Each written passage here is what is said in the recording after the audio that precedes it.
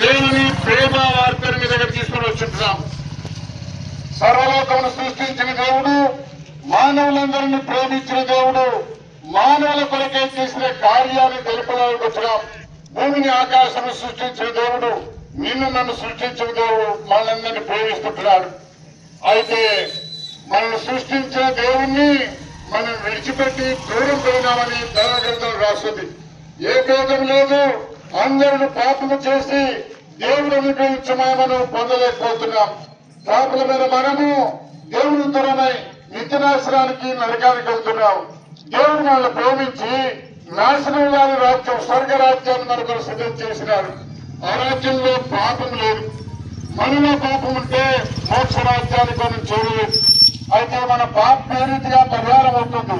మతం మార్చుకుంటే, పేరు మార్చుకుంటే, కర్మకాండల ద్వారా మన పాపములకు పరిహారం కలగదు. అందుకొరకే పాపము లేని దేవుడు మనల్ని ప్రేమించి పాపమును చుడిపించడానికి సృష్టికర్త అయిన దేవుడే మానవుడే ఈ లోకానికి వచ్చినాడు. ఆయనే యేసుక్రీస్తు. యేసు అంటే అర్థము రక్షకుడు. యేసు అన్న మాటకు అర్థం రక్షకుడు. ఆయన తన ప్రజలను వారి పాపముల నుండి ఆయన రక్షించు కనుక ఆయనకు యేసు అని పేరు. ప్రియమైన వాళ్ళారా, మన పాపములను రక్షించడానికి మనల్ని పుట్టించిన దేవుడే మానవుడే ఈ లోకంలో జన్మించినాడు. 2000 సంవత్సరాల క్రితం ఆయన మనిషి పుట్టినాడు, పాపం లేకుండా పుట్టినాడు. మనిషి పెరిగినాడు, పాపం లేకుండా పెరిగినాడు. అయితే మనుషులందరినీ ప్రేమించినాడు. కులము, మతము, జాతి, దేశ భేదం లేకుండా అందరినీ ఆయన ప్రేమించినాడు. మేలు చేసినాడు. ఆయన లోపల ఉన్నప్పుడు గుడివాడిని, కొంటివాడిని బాగు చేసినాడు. చనిపోయిన వాడిని బ్రతికించినాడు. అయితే ఈ కార్యాలు చేయడానికి ఆయన రాలేదు. కానీ పాపులమైన మనల్ని పాపము నుండి, నరకము నుండి, దుర్మార్గం నుండి రక్షించి మోక్ష రాజ్యాన్ని చేర్చడానికి లోకానికి వచ్చిన కనుక సర్వలోక పాపుల కొరకై యేసుక్రీస్తు ప్రభువారు మనందరి కొరకై శిలువ మీద తన ప్రాణాన్ని బలి చేసినాడు, రక్తం కార్చినాడు. ఆయన చనిపోయి సమాధి చేయబడి 3వ దినాన తిరిగి లేచినాడు. ఆయన సజీవుడైన దేవుడు.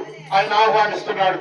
ప్రయాసపడి భారం మోసుకొనిచున్న సమస్త జనులారా, నా యొద్దకు రండి, నేను మీకు విశ్రాంతి కలిగించుతానని యేసు ప్రభు వారు ఆహ్వానిస్తుంటున్నాడు.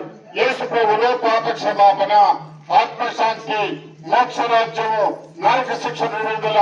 యేసనగా రక్షకుడు, చెడుగు నుండి, పాపము నుండి, నరకము నుండి రక్షించేటువంటి రక్షకుడు. యేసు ప్రభు వారు అందరూ పిలుస్తున్నాడు.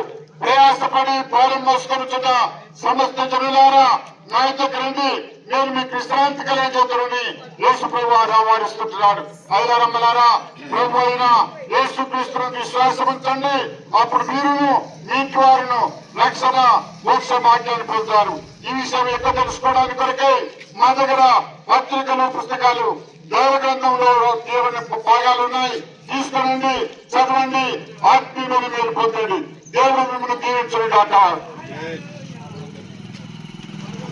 ప్రేమగల పరలోకపు తండ్రి, ఈ స్థలంలో ప్రభావ మేము ప్రకటించిన మాటలు ప్రజలకు ఆశీర్వాదం కలిగ చేసి ఈ నామాన్ని కనపరుచుకోండి.